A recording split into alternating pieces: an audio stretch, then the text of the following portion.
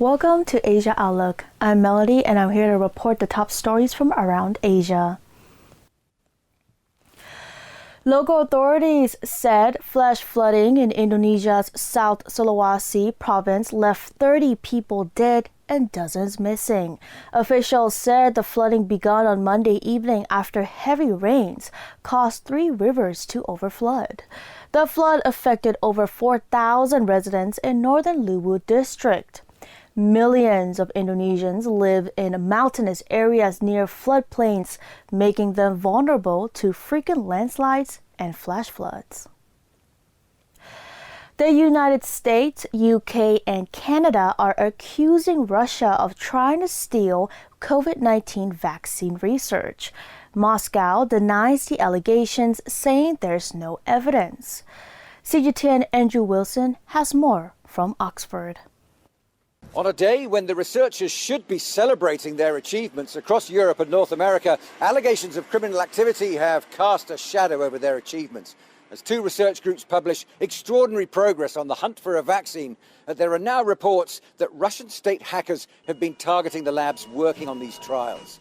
And the UK's National Cybersecurity Centre, which rarely identifies state actors, has named a group called APT29, which it says is almost certainly part of the Kremlin's intelligence services. It's not clear if any research has actually been affected or stolen, but Britain's security chiefs have called the attacks despicable. We know that the Russian intelligence agencies have been targeting, in terms of cyber attacks, against efforts across those 3 countries and here in the UK, our attempt to find a vaccine through research and development for coronavirus. And I think that's pretty appalling, I have to say. Not surprisingly, Moscow was quick to issue an assertive denial. The playing field for vaccines is still wide open, with about 150 trials at various stages in development around the world. But of the 2 producing strong indicators so far, one is here at the University of Oxford and the other is Moderna, a biotech company in the United States. In Oxford, stage 1 is complete with 1,000 volunteer patients showing what they call encouraging levels of antibodies without untoward side effects. Moderna has completed phase 1 as well, with 45 volunteer patients. Both are now into phase 2, with much wider volunteer groups being trialled in the UK, United States, Brazil and South Africa. All parties recognise the real challenge will be phase 3, wide-scale and focusing on effectiveness on patients actually infected with the virus. So far, the trials yielded results on healthy patients. They need to see if they work for real and work at scale. The drug companies had a good day on the financial markets, but the optimism could be soured by the possibility that there are very real dangers of disruption and stealing from those trying their best to bring this pandemic to an end. Andrew Wilson, CGTN, Oxford. China says it will boost cooperation with Central Asia in the fight against COVID-19 to push forward economic recovery and improve regional security. Top diplomats from China, Kazakhstan, Kyrgyzstan, Tajikistan, and Turkmenistan and Uzbekistan reached the agreement in a video conference. Chinese Foreign Minister Wang Yi called for efforts to strengthen multilateralism and oppose bullying and intimidation. He also called for speeding up infrastructure and security projects under the Belt and Road Initiative. Wang's counterpart from 5 Central Asian nations expressed appreciation for China's help in battling the pandemic. They also pledged to boost joint security efforts in the fight against terrorism, separatism, and extremism. It might be the unlikeliest instructional video, but footage of 2 Japanese amusement park executives demonstrating how to scream inside your heart to avoid spreading COVID-19 while on a roller coaster has been a roaring success. Let's take a look.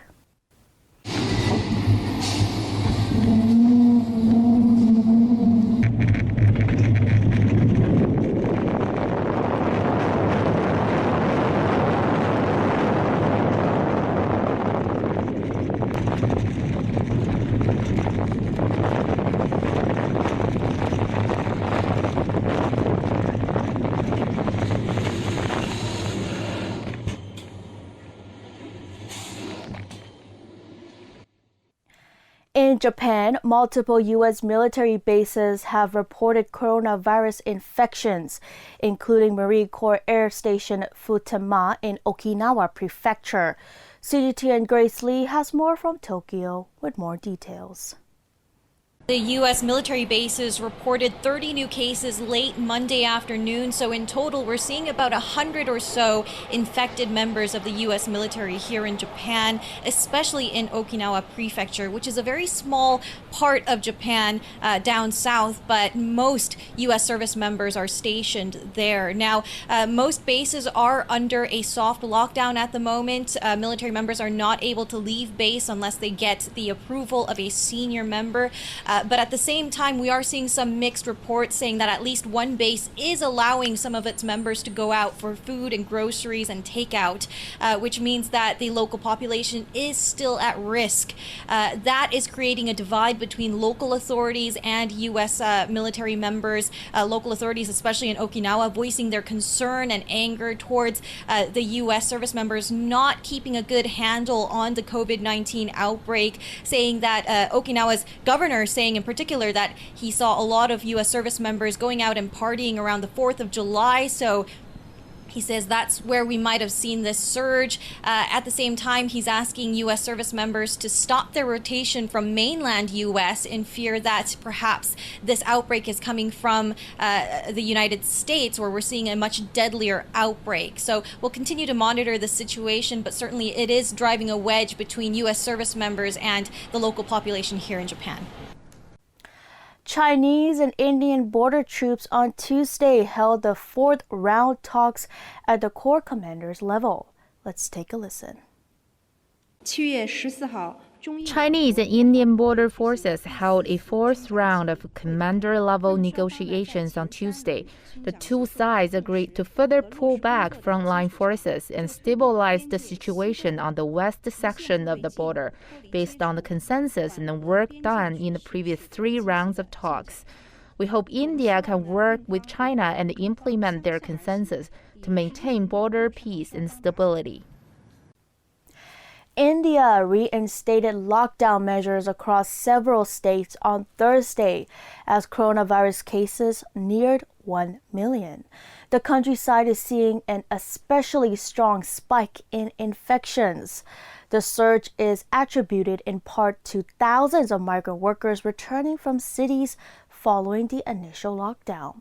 Police are on the streets to enforce restrictions.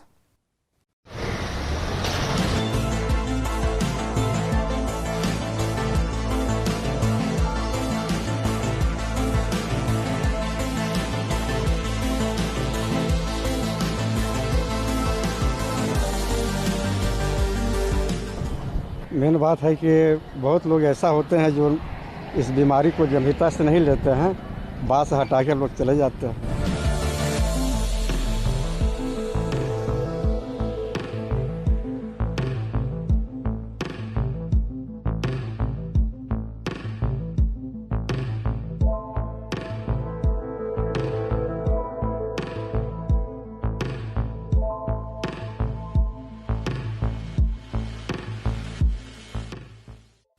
Stay with us as we bring you more news on Asia Outlook.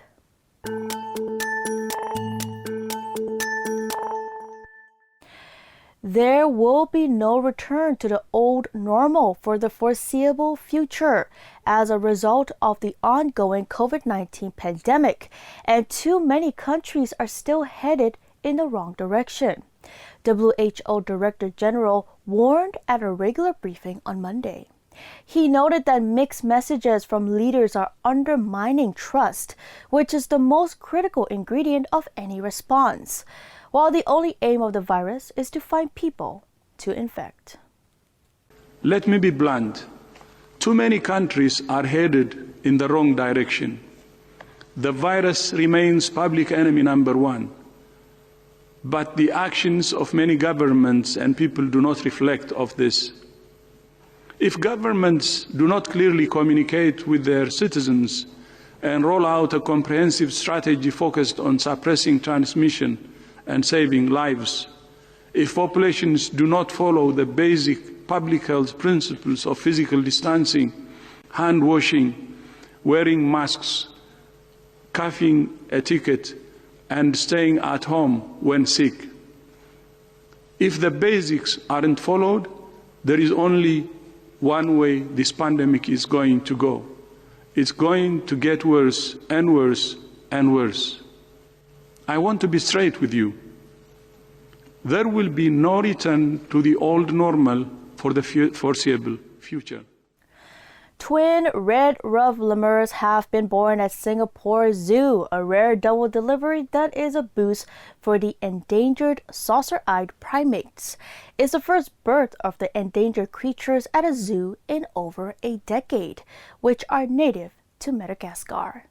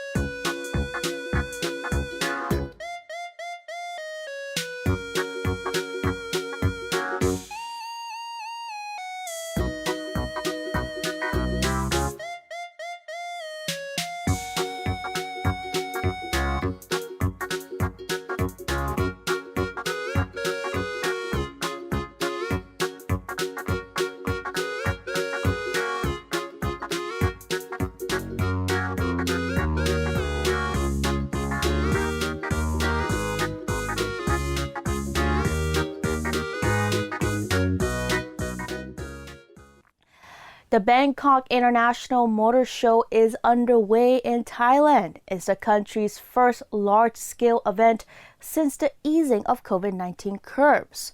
Martin Loh from Bangkok tells us about the precautionary measures and expectations at the show. This is like old times. This is the first international motor show to take place since COVID emerged at the beginning of the year. More than that, this must be one of the first large-scale public events anywhere in the world. So it's a major milestone. This is about much more than just motor cars. It's being looked at by event organisers all over the world to see whether in this new world order it is still possible to hold large-scale public events safely. Thailand is, however, a bit of a special case.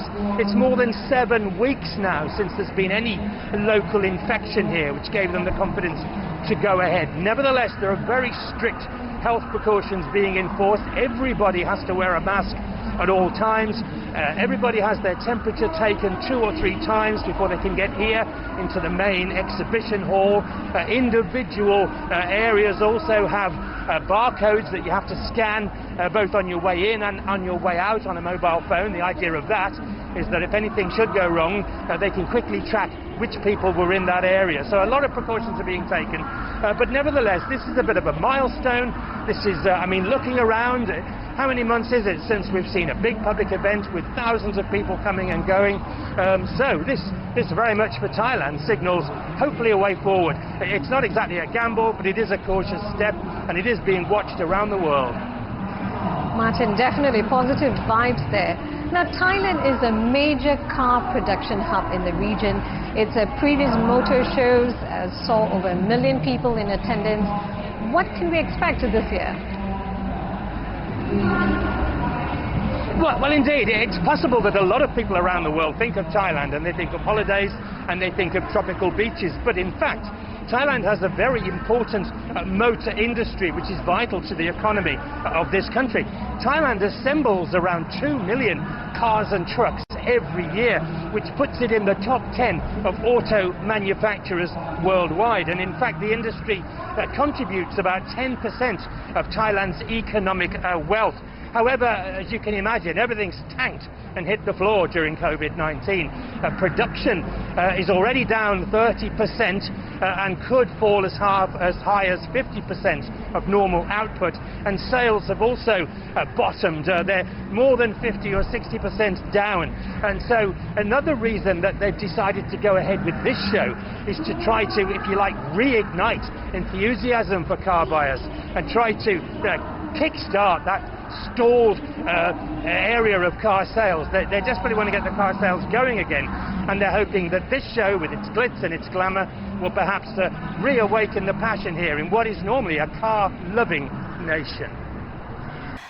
Chinese State Councilor and Foreign Minister Wang Yi on Tuesday said relations between China and the Philippines have picked up momentum as both leaders reach important consensus on pursuing joint development while shelving disputes. CGTN Li Yong has the detailed report from Beijing. The video conference between Chinese Foreign Minister Wang Yi and his Philippine counterpart Teddy Locsin Jr. came a month after a dialogue between the two countries' presidents. Not long ago, President Xi Jinping and President Duterte had a telephone conversation. The leaders fully affirmed the progress the two countries have made in recent years. They reached consensus on how to strengthen cooperation in fighting the pandemic and push China-Philippines relations to a new level. On the South China Sea issue, Wang said that the situation has been stable thanks to the joint efforts of China and the ASEAN. But he added it was the U.S. pushing forward the militarization of the South China Sea. The Chinese Foreign Ministry in a tweet Tuesday said that China will work with the Philippines and the countries involved through diplomacy. It will also work to reach an early conclusion of a binding code of conduct in the South China Sea. On fighting COVID-19, Wang said the two countries will promote cooperation in vaccine R&D and set up efforts to restore trade, moves welcomed by the Philippines. We hope to further promote our strategic cooperation in trade, infrastructure, and other aspects. Everyone knows where we stand. China has played an important role in controlling the pandemic, benefiting the Philippines and the whole world. In June, Chinese President Xi Jinping suggested to his Philippine counterpart that the two countries devise innovative approaches to epidemic control in order to resume exchange of personnel and promote cooperation in a coordinated way. He also stressed that the pandemic poses a challenge, but that the two countries should have the courage to seize new opportunities amid crisis. Liu Yang, CGTN, Beijing. Life has become more sedentary than ever since the coronavirus outbreak. Gyms and dance studios have shut their doors, but it doesn't mean you shouldn't work out. If you've been spending more time on the sofa, it's time to shake things up. Life has become more sedentary than ever since the coronavirus outbreak. Gyms or dance studios have shut their doors, but it doesn't mean you shouldn't work out. If you've been spending more time on the sofa, it's time to shake things up. Want some fresh air? It is acceptable to go a little further afield for outdoor exercise. In general, exercise like running, jogging, and biking alone can be done with minimal risk of catching or spreading the virus. Keeping hands clean is very important since we tend to touch our face and nose when we sweat. Keep in mind to minimize contact with shared surfaces, which really helps lower the transmission risk. Sports performed in groups and involving physical contact, such as bowl games, are a no-go. Hospitals don't need more patients, so choose low-risk sports.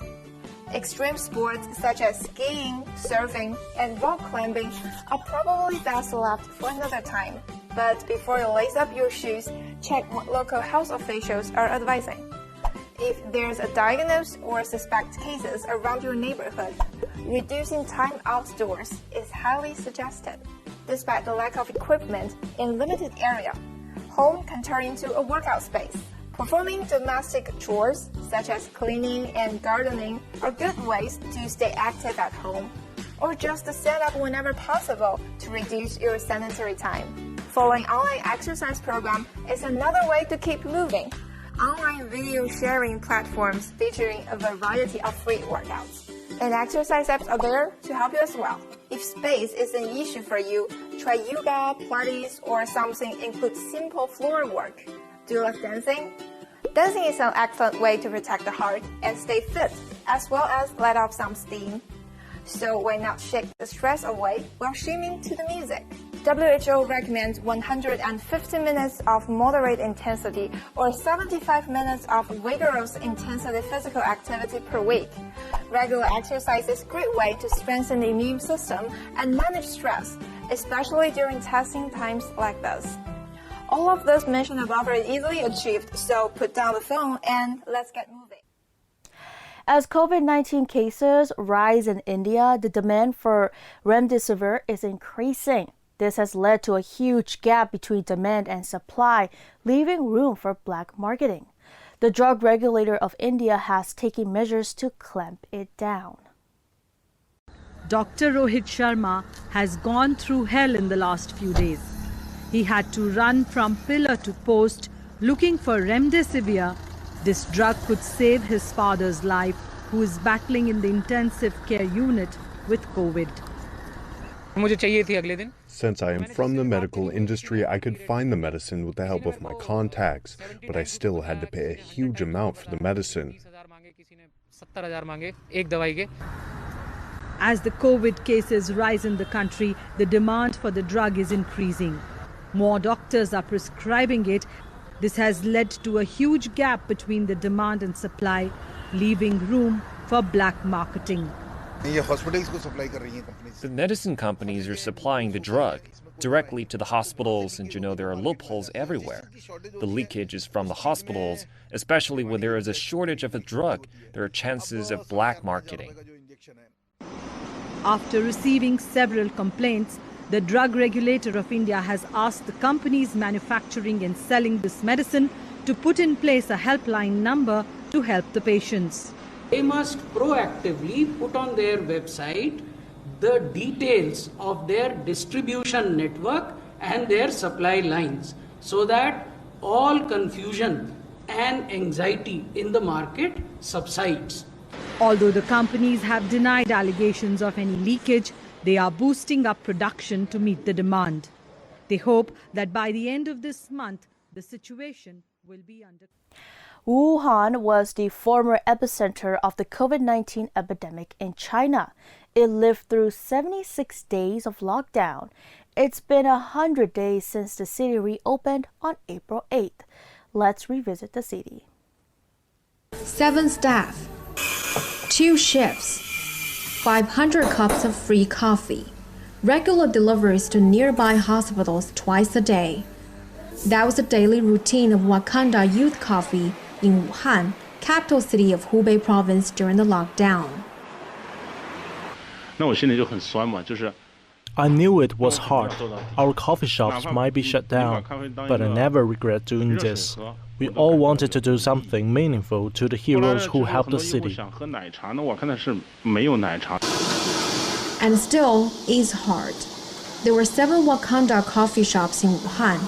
Each could sell around 500 cups of coffee per day before the pandemic.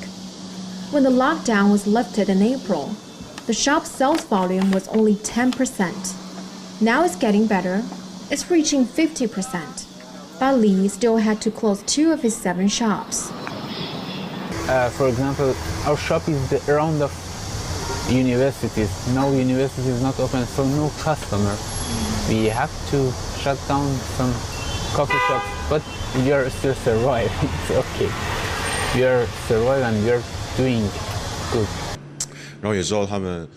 What they did during the COVID-19 outbreak was heartwarming, so I want to try the coffee and help them out.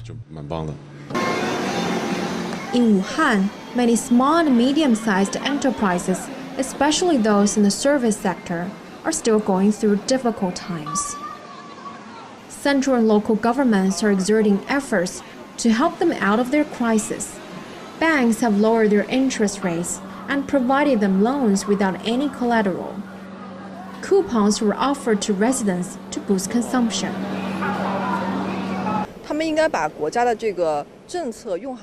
Enterprises need to check online from time to time to see how they can benefit from the new measures. I think the local government should give more subsidies to those that have made great contribution during the lockdown. Thursday is the 100th day since the 76-day lockdown of Wuhan was lifted. People are adjusting to the new normal. They're hopeful the city will recover from the pandemic soon. Walking down Wuhan streets, it's hard to imagine what the city has gone through when the coronavirus struck right in the middle of winter. Many small gestures like free cups of coffee has kept the city warm. And it's these kind acts that help the city through its full recovery. 夏瑞雪 CGTN 武汉湖北 Province. Many zoos and wildlife parks in Thailand are in big trouble. With no revenue coming in from visitors, some zoos have been concerned about being unable to feed their animals properly. Others have shut down operations. Lockdowns in Thailand have put a focus on starving zoo animals due to a lack of financial support.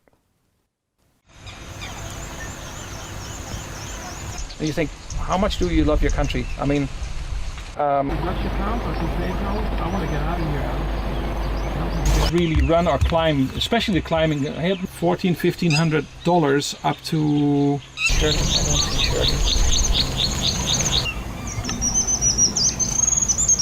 and I think that bank doesn't update the account every day, especially on a Sunday. I don't know that, but for the animals in captivity, this is really a critical situation where, basically the care and the feeding of these animals is expensive. Look at an elephant that needs 120 kilos of food a day. What if you don't have any money to feed them? How can you care for them? And what about the families that, of the animal keepers, the elephant keepers, the mahouts? How are they going to survive this crisis?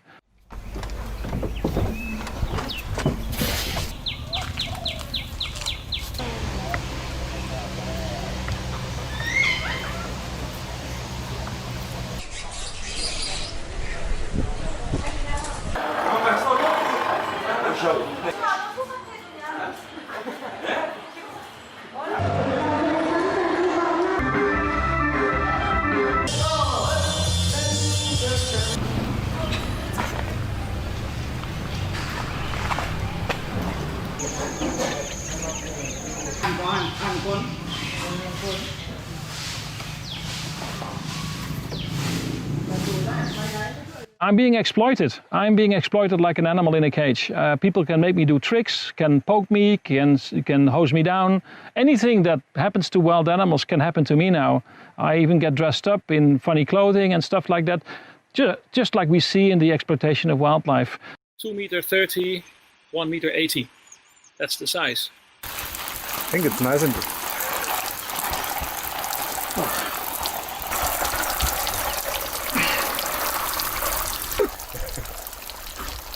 You can't try to save a few thousand vulnerable people.